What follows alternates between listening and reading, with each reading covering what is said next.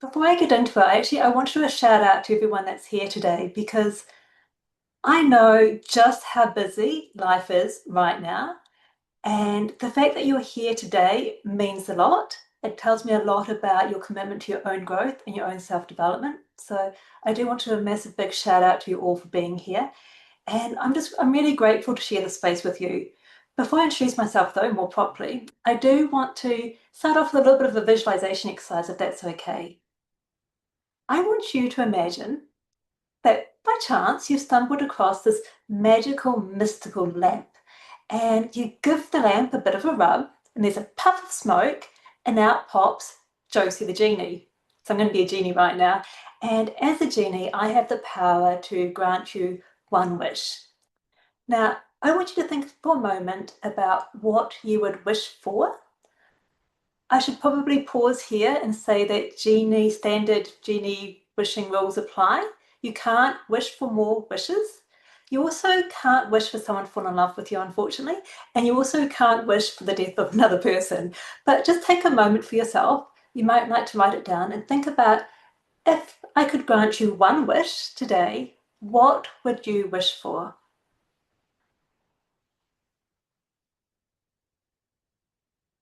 Hopefully you've all written something down. I'm guessing, just based on the people that I usually work with and the people that would usually come across this webinar, that you might have put down something along the lines of that you'd wish for more time or more energy. And if that wasn't what you wished for, it might have been something that would allow you to have more time or more energy for the things that matter most to you. So maybe around having more money so you could afford maybe a housekeeper or someone else to do jobs for you so that you would have more time and energy for things that matter most to you. Or maybe it was about having some sort of, I don't know, I'd love to have a house cleaning pixie. Maybe that's what your wish was. Or maybe a pantry that kept on filling itself so you never had to go to the supermarket and buy groceries. For most of us, though, the thing that we want more in life is more time, more energy to do the things that matter most for us. Because the interesting thing about time is that sometimes it can feel like time is flying, and other times time feels like it's standing still, depending on what you're doing. And of course, time is finite for each person. None of us know how many more hours, days, and weeks and months we have. And I don't want to get too doom and gloom about it, but time and life is short. And to speak very loosely, because I know that all cultures measure time differently, for most of us, we all have 24 hours in a day. But how we use those 24 hours definitely vary from person to person. Some people seem to really make best use of their time and they're doing all the things that they love to do. And other people, well, they're always busy, they always feel frantic, but they're not actually feeling like they're getting further ahead. So we will explore those two different types of people shortly, and hopefully by the end of today's webinar, you'll feel closer to being the type of person that makes better use of their time. That's our goal for today, is that you feel like you're taking a step towards being able to manage your time more effectively, particularly as we go into the festive season where there are even more demands on us. So a little bit about me. As Marissa mentioned, I'm a coach with Ignite, and I also have my own private coaching practice called Spring Coaching.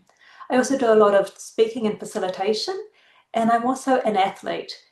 And I'm very proudly what I call a habits geek. I get really, really excited about helping people change their behavior so that they can be more like the person that they want to be and to be able to be that way consistently rather than kind of reaching the dizzy heights of success and then feeling like they're crashing and burning because they're not able to maintain it.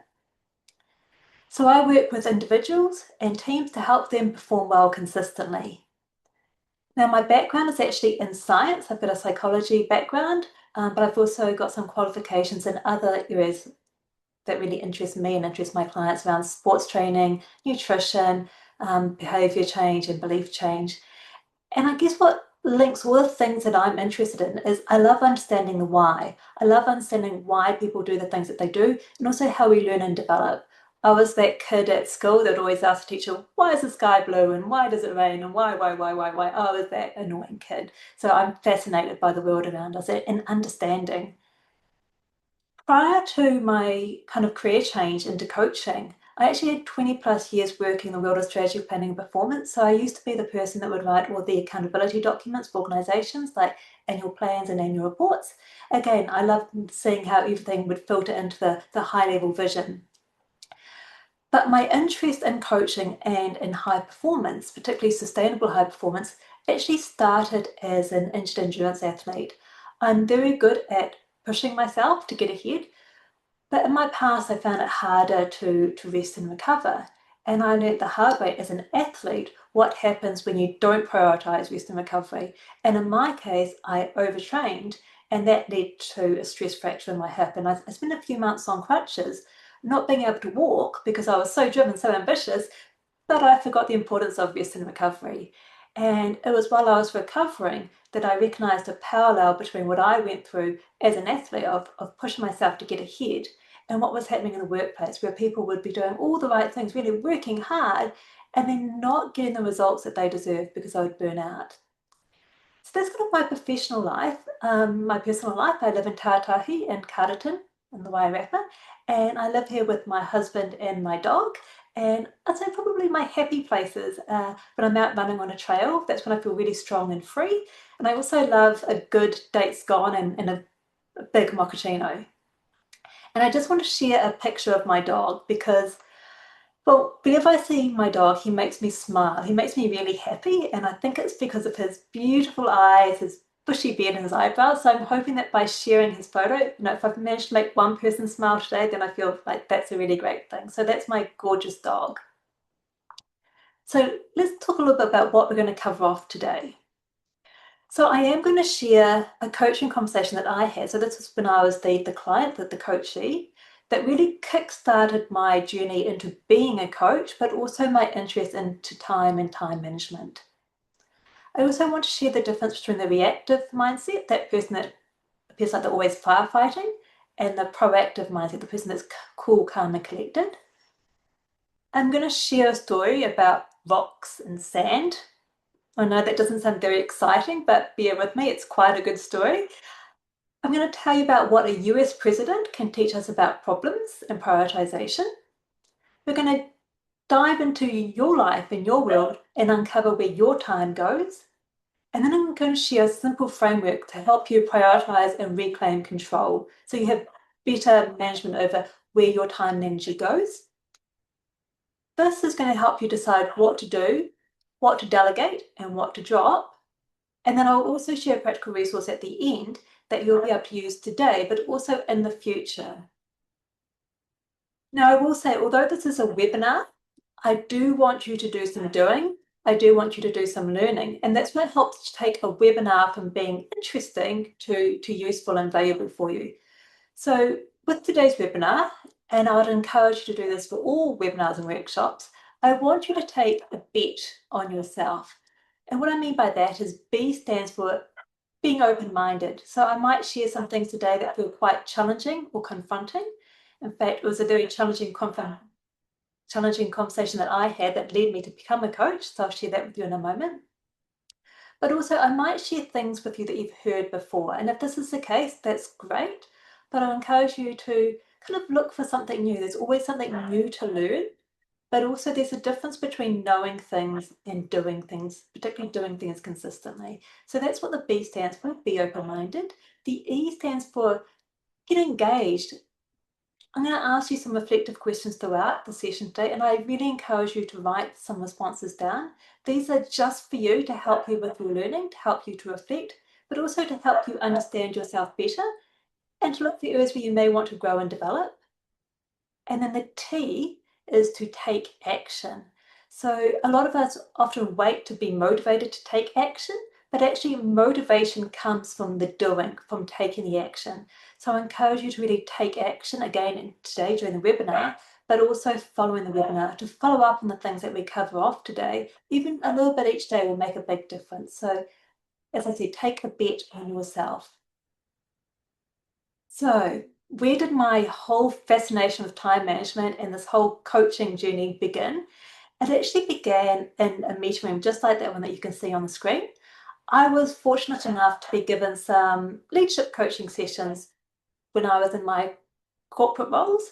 And I remember sitting down with the coach in a glass meeting room, just like that.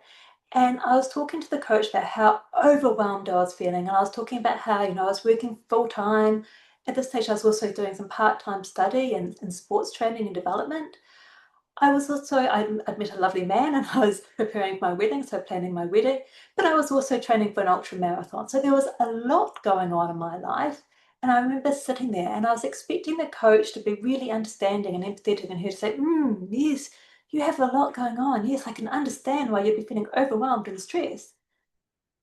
But she didn't.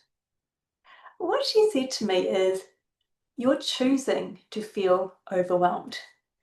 And to be honest, at the time, I felt really confronted. I felt very vulnerable. I did burst into tears. I was thinking, she doesn't understand me. How can she possibly say that? I'm not choosing to feel overwhelmed. Why would anyone choose to feel overwhelmed? And now, decades later, and I reflect back on that question, and I have to say, she was right. A lot of the things that I was doing, I was choosing to do. I was choosing how I spend my time. I was choosing to work full time. I was choosing to also study part time. I had chosen to plan a wedding. I was choosing to run an ultra marathon. Those were all my choices. And so it's something I often refer back to. And I remember thinking how powerful that moment was. And as I said, that's what really led me into my interest in time management, but also to become a coach myself. I'll add that one of the reasons why I don't like to do coaching sessions in workplaces is I remember how vulnerable I felt in that moment in that glass meeting room. So I like to think that I'm a little bit more empathetic and certainly don't go out to make my clients cry, but that was a very powerful moment for me. Am I choosing this? I'll never forget that question. So I'm going to describe a couple of different people for you now, two types of people, and I want you to think about which one sounds most like you. Keeping in mind, of course, that this will be on a continuum. You won't be one or the other. It might also be quite situational dependent. You might be one at work, but another one at home.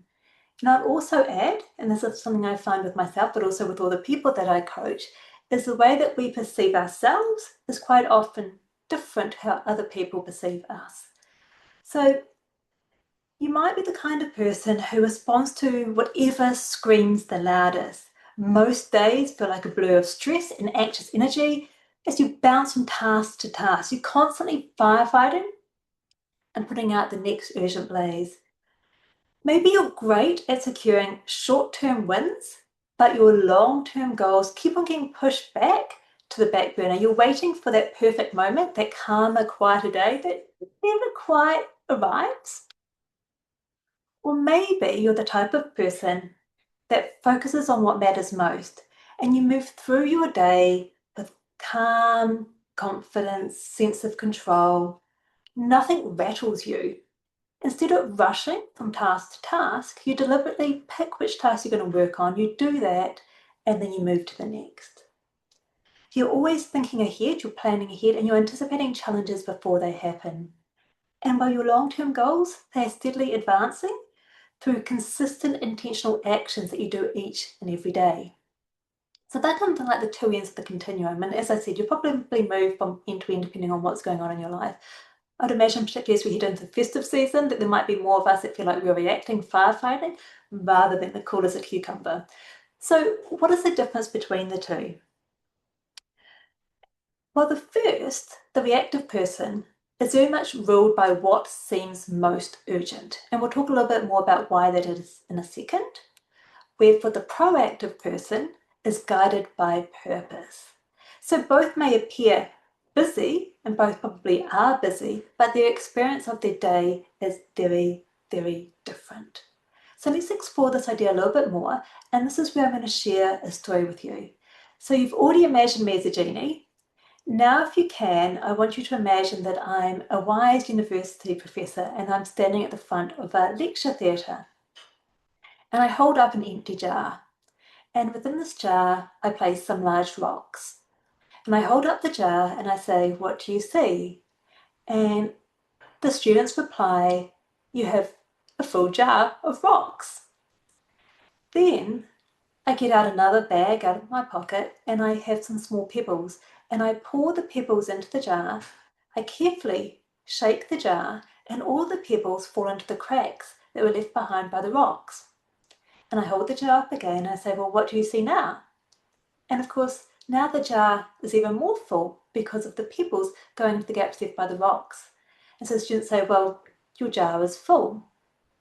I then pull out another bag out of my pocket, and this bag is filled with sand. And I pour the sand into the jar, I give the jar a bit of a shake, and all of the sand trickles down past all the rocks, past the pebbles, and it fills in any remaining gaps. And I say again, what do you see? And I'm told, you have a full jar. So the jar is like a metaphor for your life. You want to place the things that matter most to you first, your rocks, so things like your health, your family relationships, your personal growth. So kudos to you for attending this webinar. Place those first, because then no matter what happens, your life is fulfilling. Then, if there's space, that's when you add in the pebbles, and they're able to fit around those big rocks. They're still meaningful, and they could be things like work projects or other interests. And then finally, last but not least, if there's any space, that's when you add the sand. And the sand are those time fillers. They could be things like emails, low value meetings, or scrolling on social media. Now, what many of us do is we fill our life with the sand first. And if you were to add sand to a jar before you added the rocks, you wouldn't be able to get them all to fit in. So the idea is to always fit your rocks first. Make time for those first. That story is an oldie, but it's a goodie. It's always a good one to think about whenever you're starting to feel overwhelmed and stressed, is have you placed your big rocks first? I had a client that would refer to her big rocks as his golf balls. She liked golfing, so she would talk about placing her golf balls first. So I want to share a quote with you, and this is from Stephen Covey. You'll hear a little bit more about him in a second, but he is the author of the book 7 Habits for Highly Effective People. And he says, the key is not to prioritize what's on your schedule, but to schedule your priorities. So I feel like I've done a lot of talking already, and hopefully you do have pen and paper ready, because I'm going to share some questions with you so that you can start doing some reflection and some doing.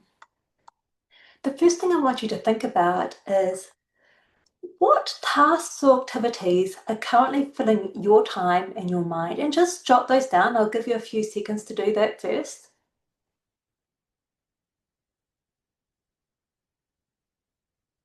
And these can be personal stuff or professional. It's completely up to you. Just whatever is filling your time, taking your energy, occupying your mind. Maybe it's playing on repeat as you're trying to sleep at night time. And then when you've written down a few things, have a look at those things on your list. Think back to that story around the rocks and the sand, and think about, are these things rocks? So the things that matter most to you? Are they pebbles? Still important, but not quite as important as the rocks. Or are they time fillers, the sand?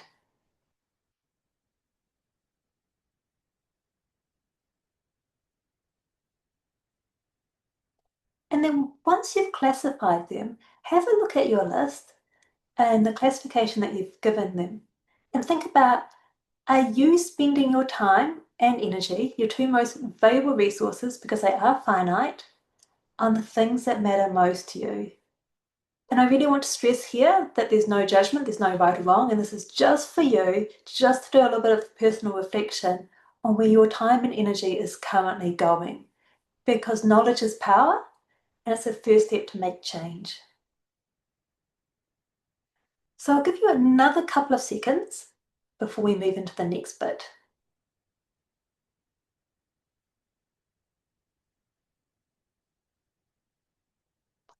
Okay, we are now going to step back in time to the 1950s. Back in a time when Dwight Eisenhower was President of the United States of America. Now, of course, being president, he was a very busy man. He had a lot of demands on his time, a lot of people wanting his attention. He was also a very wise man, and he made an interesting observation around problems, how there are two different types of problems in the world, but also he understood that there was a difference between urgent and important. So in an address in 1954, he said these wise words: I have two kinds of problems, the urgent and important,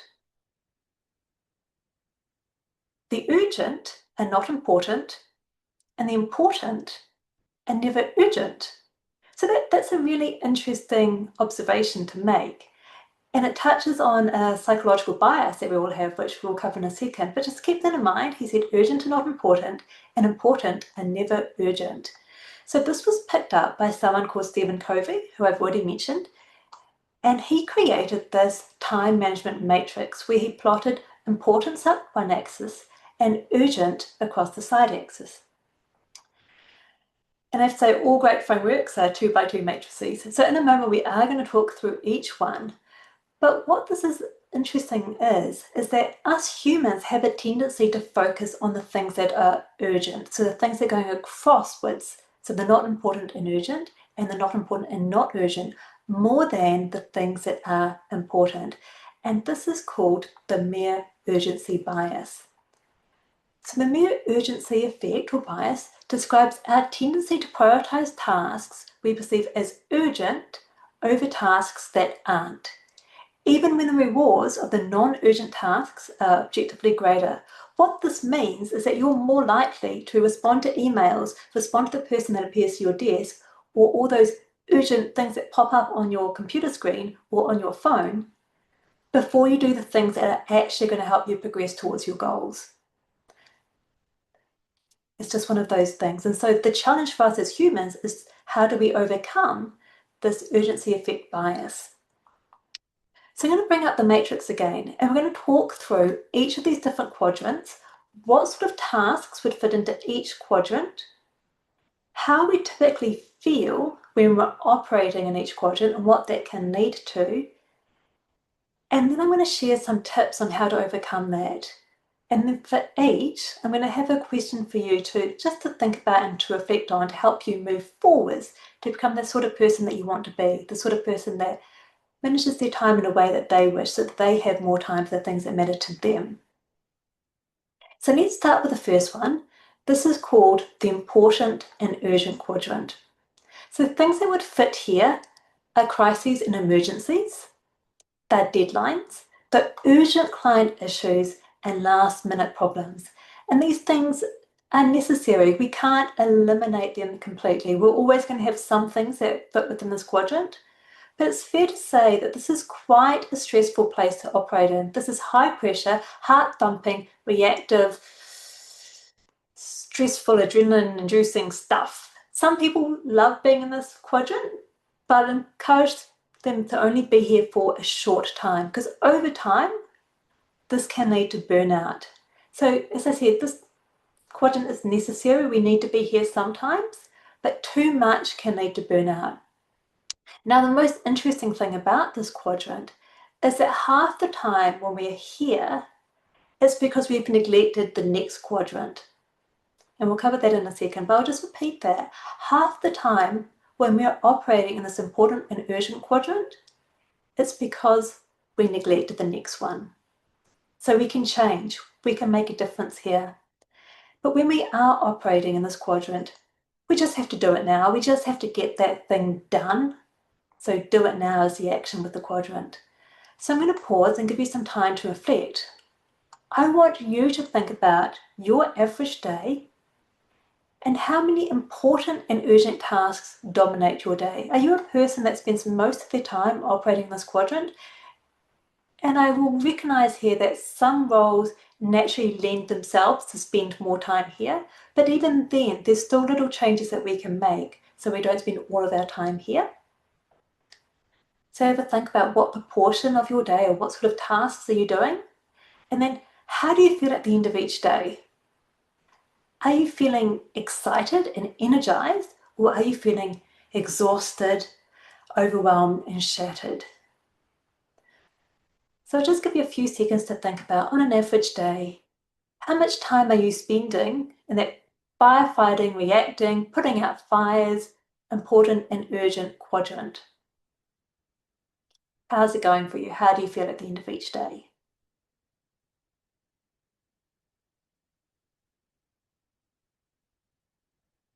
Oh, that quadrant always feels the heaviest, so let's not hang out there too long. I'm going to take us to my favorite quadrant, the next one. This one is the important and not urgent. This is the one that often gets neglected, but this is the one where top performers spend most of their time. So tasks that would fit here are strategic planning. In fact, any planning fits here. This is professional development. So again, kudos to you for making this webinar. That would fit in here. Certainly your health fits here, your relationships. And I've added in creating systems and processes and also upskilling other team members and staff members so that you can delegate to them. So all of that thing, all the stuff that you're doing to make your future self happier, that fits within this quadrant. And when you're operating here, it's almost the opposite of that last quadrant that we spoke about. You feel energized, you feel purposeful, you feel calm, you feel control, you feel like you're killing it, like you're winning. It's like the best place to be in the world. So this is a really lovely place, and this leads you to achieve the goals, to do the things that you're wanting to do. So this is where progress and growth happens. And as I said, this is the place where high performers focus most of their energy.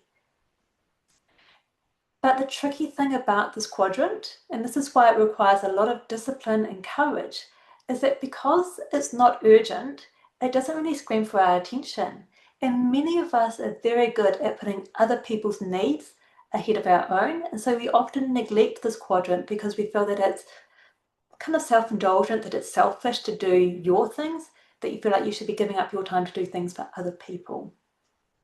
So I'll repeat that. It does take discipline and courage to make time for this quadrant. So the action for these tasks are to plan, to do them, prioritize, and then of course to do them. So prioritize these things. And just a little thing that I find helpful is that I try to schedule these things at the start of my day. I don't need to spend my whole day doing them. I'd love to spend my whole day doing them, but of course life's not like that. But I always dedicate a window of time at the start of every day where I work on the things that are most important to me. These are what I put on my list of success for each day. So if you have the ability to plan your day like that, I would encourage you to plan these things first. If you're a person, of course, that the energy peaks near the end of the day, then plan those activities for the end of your day. So I'd encourage you to plan them for whenever your energy levels are the highest. We're going to move now to some questions for you to think about here.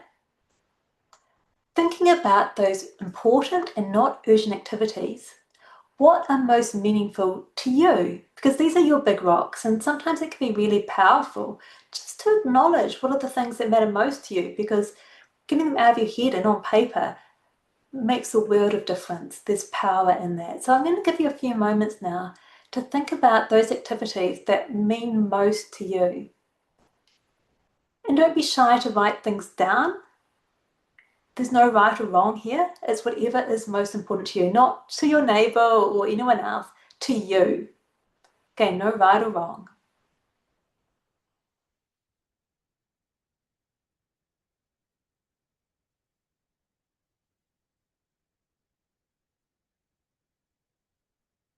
Fantastic. So those are the things that are most important but not urgent. So they're the quieter things that we often neglect.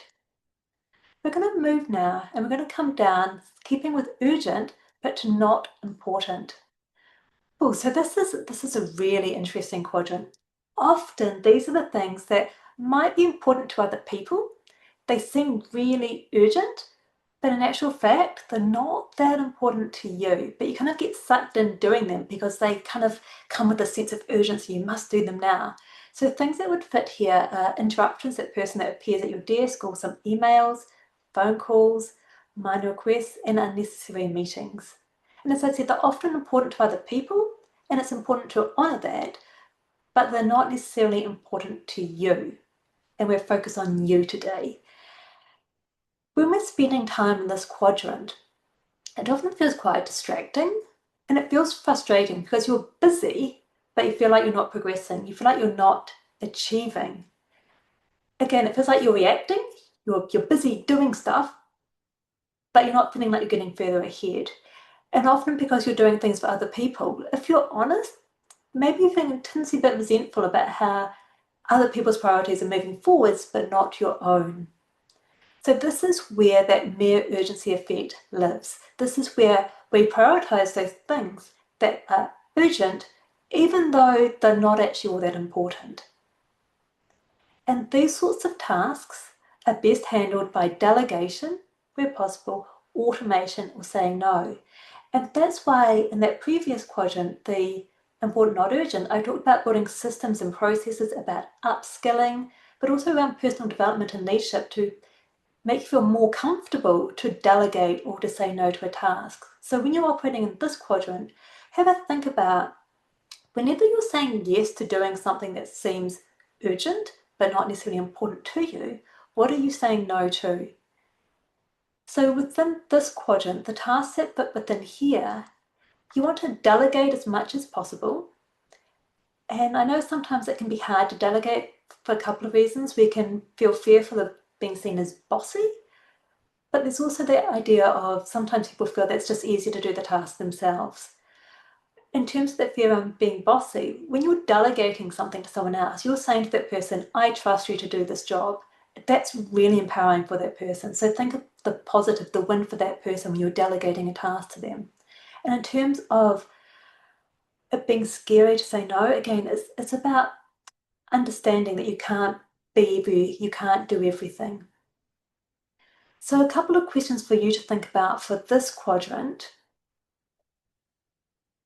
is what not important and urgent tasks are stealing your energy each day? And maybe you look back at that task list that you wrote out a few slides earlier when I asked you to think about what activities and tasks occupy your mind, and think about how many of those things are you doing that maybe aren't actually all that important to you.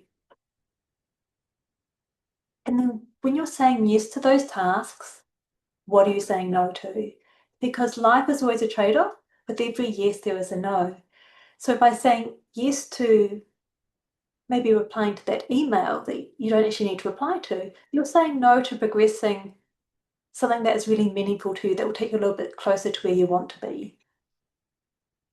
So again, think about what tasks are stealing your energy each day, which aren't actually all that important to you, but maybe they feel urgent. And when you're saying yes to these things, what are you actually saying no to? And that's a really big, powerful question. It's quite a big one to think about.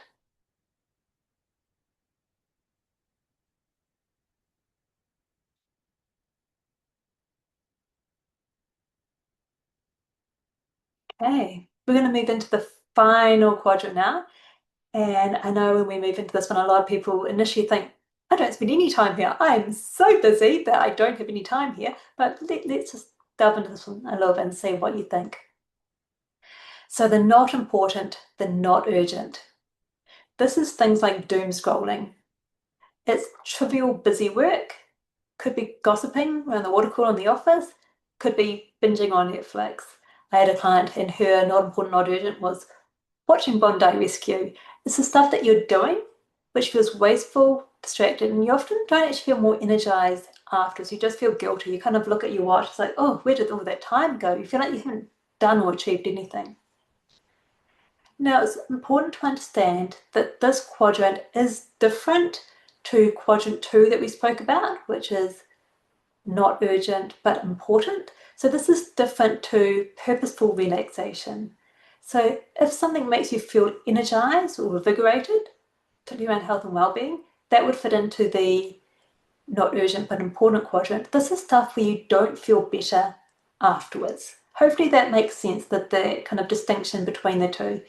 So neither is urgent, but one lifts you up, one energizes you, one advances you, gets you closer towards your goal. The other one doesn't move you forwards. You just kind of feel like time has been wasted. So with this quadrant, as much as possible, we want to drop or eliminate. We don't want to do these things.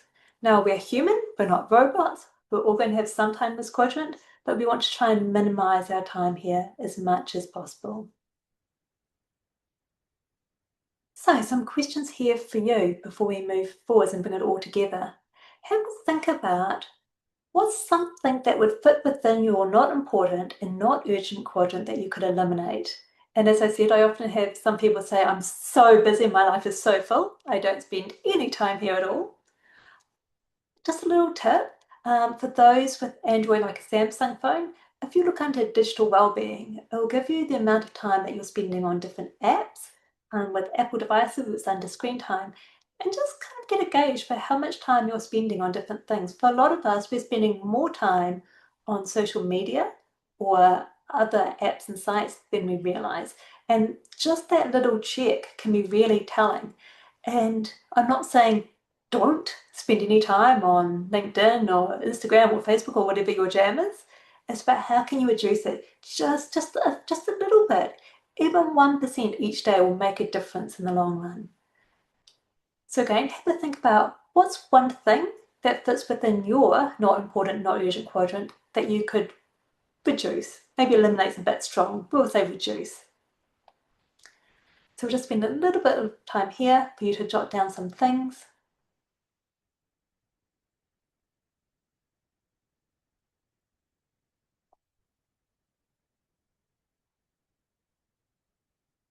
And now let's bring it all together.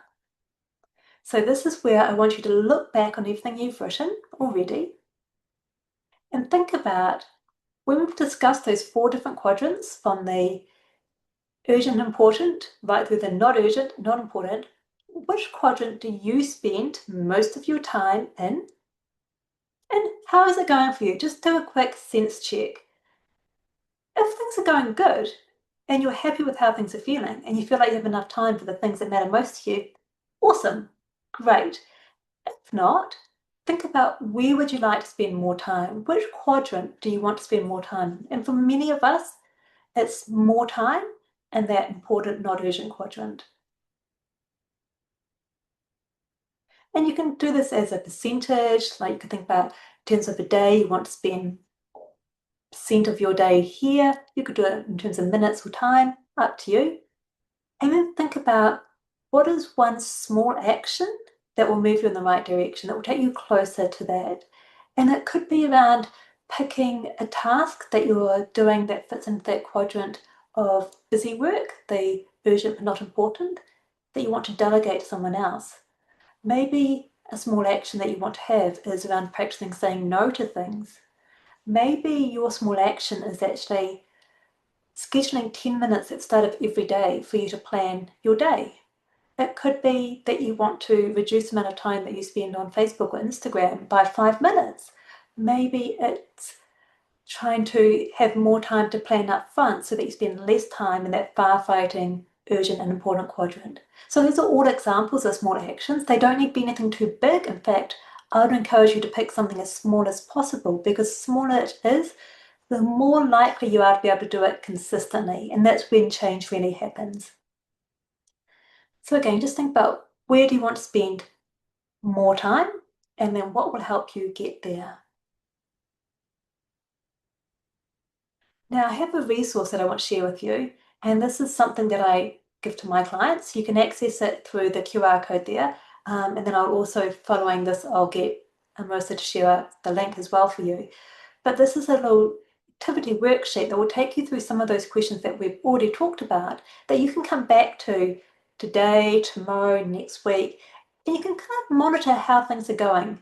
Maybe you use today as a benchmark and you work out what percentage you're spending your time in each quadrant, and then you try again next week and maybe check in a couple of weeks' time and just keep track of how things are going so you can see that improvement over time.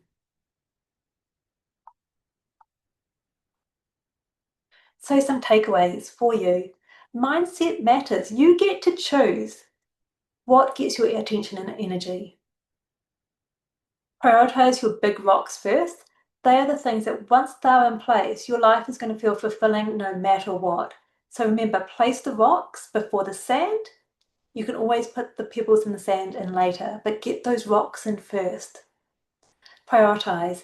And I've shared the Eisenhower matrix with you. There are others out there. A lot of them use the same 2x2 matrix, for example, impact versus effort. But they can help you to decide what to do, delegate, or drop. Remember, you get to choose.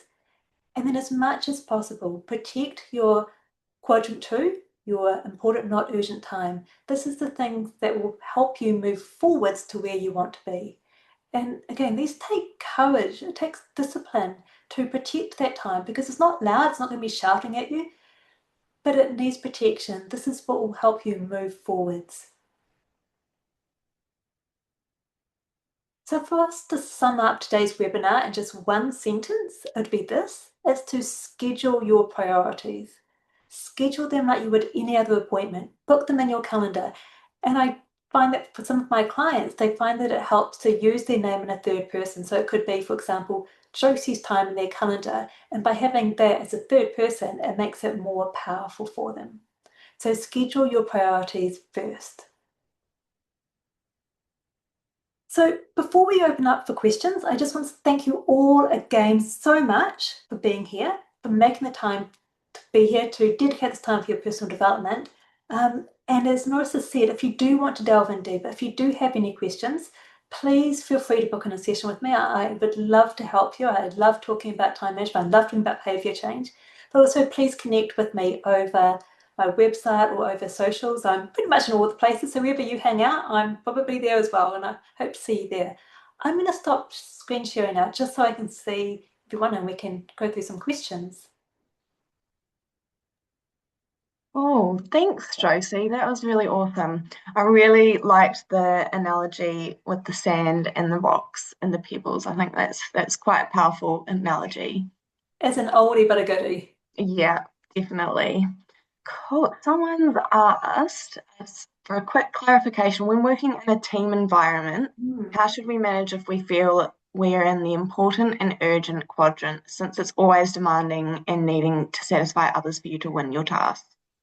Oh, that's such a good question. And I know it's one that really affects a lot of people, particularly when you've got competing demands. I'd always recommend going back to the person, particularly if it's your, say, your manager that's giving you all the different tasks and saying, what should I prioritize first? Kind of giving them that, but also just give yourself that window of time at the start of the day or whenever it is that you can fit in to do those things that matter most to you so that you feel that you are moving forwards. And Cool. sometimes it's about trade-offs. It's like you could say to your manager if they've given you demands, if I do this, I will not be able to do this. Which would you rather me do? Mhm. Yeah, but setting those boundaries, I think, is Indeed. important. It's a tough one though. Yeah, definitely. I have a question. How often would you recommend people to sort of check in on this stuff for themselves, or is it something that, when you're feeling overwhelmed, maybe it's time to review, or is it a practice that you sort of need to do every day, like when you're writing out your tasks for the day type of thing? That's such a good question too. I'd say both there. Um, I do think there's a lot of power in having the discipline of checking in and measuring progress because I think when we don't do that, we forget to see how far we've come. It's like you don't really see your hair grow or your grass grow until days later it's suddenly long and you have to go and have a haircut. But being able to check in as you progress is really powerful. But also, certainly if you're feeling overwhelmed, asking yourself, why am I feeling overwhelmed? What do I have on my plate at the moment? Writing it down is powerful in itself because sometimes when we leave things in our head, it plays on a loop, like it plays on repeat, and it feels like the list is so much longer because it never ends. Therefore, when you write it down and you can kind of assess what you're doing, it's like, that's why I'm feeling so overwhelmed because I'm doing so much. What can I delegate or drop? Or, actually, I don't have that much stuff on. I can make time for all of this. This is how I'm going to do it, and then plan it out. So Mm, a bit of both. Definitely have the practice where you do look back and see how you're going and plan out your day. I spend a mm, couple of minutes every day doing it, and then at the end of the week, and then a longer time at the end of each month, and then each quarter. But also, when you are feeling the need, it's great to have that tool there to support you when you are feeling overwhelmed to check back in as to why. cool. When you do those sort of check-ins, are there like questions that you are asking yourself, or is it more just like going, is there like a framework type of thing that you sort of use when you check in with yourself? Yeah, I actually use the coaching tool that I shared.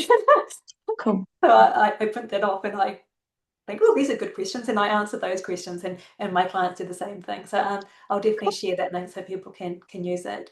Awesome. Yeah, Cool. Has anybody else got any questions or comments or anything? I think this one might be a bit similar to the first one, but what would you recommend sort of if your job sort of revolves around that sort of firefighting in terms of, Mm. like you're waiting for things to sort of happen? How do you sort of manage that where, some days you might have, it might be absolutely crazy and you can't even think about Mm. anything else. And then the next day it might be super quiet and there's not any fires to put out.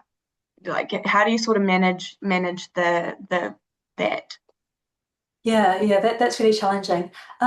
Again, it always comes back to focusing on what you do have control over. So you can't control other people. Like, I know we'd all love it if people would just do what they're supposed to do when they're supposed to do it. I mean, the world would be a much happier place, but we can't. So it's about doing as much as you can do in that and then recognizing that you can't control other people. So what little bits and pieces can you do? And maybe on those quieter days, you're building systems or building automations or writing notes so that then when other things happen, you can delegate or you can pass it over to someone else. Or one of my favorite things I always say to myself is, am I going to have to do this again? If yes, can I make a system for it? And it could be as simple as writing a little checklist of things that I need to cover off.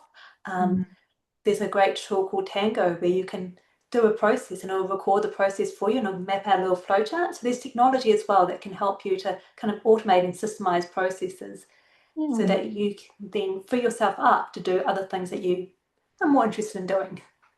for sure. Cool. Thanks, Tracy. Another question. If somebody is struggling to say no, what would Mm. be like maybe one short tip that you'd give them to help people set better boundaries? Yeah. Um, One of my favorite ones to say is to actually just buy yourself a little bit of time. So just to say to the person, look, I'm really busy at the moment. Can you come back to me maybe tomorrow and I might be able to help you then? But right now I'm busy on XYZ. And that Mm, just kind of frees you up. And often they don't actually come back. It's like, yes, but you haven't mm, said no, but you kind of deferred a no. And if they do come back, then you can sit down and have more time to help them. that's a great answer. Thanks, Tracy. Cool. And we've got another question. So I was just said thanks, Josie, for the great tips. Oh, no problem. Great Um, questions so far, by the way, everyone. They're really deep and intelligent. cool. Well, it doesn't look like there is any other questions. If you'd like to maybe wrap up or bring the karakia up. Yeah, certainly.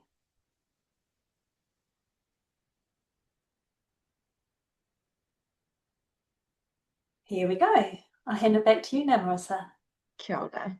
Mā te rongo, ka mohio, mā te mohio, ka marama, me te marama, ka mātou, mā te mātou, ka ora. Through listening comes awareness, through awareness comes understanding, through understanding comes knowledges, through knowledge comes life and well-being. Beautiful. Kia Kia ora. Thank you, Josie, and thanks everybody for attending. Thanks for joining the session on making time for what matters. Yeah, all Go, amazing people for being here. yeah, I reckon, gold star. Go well, everybody. Mire kirihimete. Have a safe and happy holidays ahead, and hope you can put into practice some of these tips that Josie's given us today. Thank you so much, everyone. Ka kite. Ka kite, kia ora.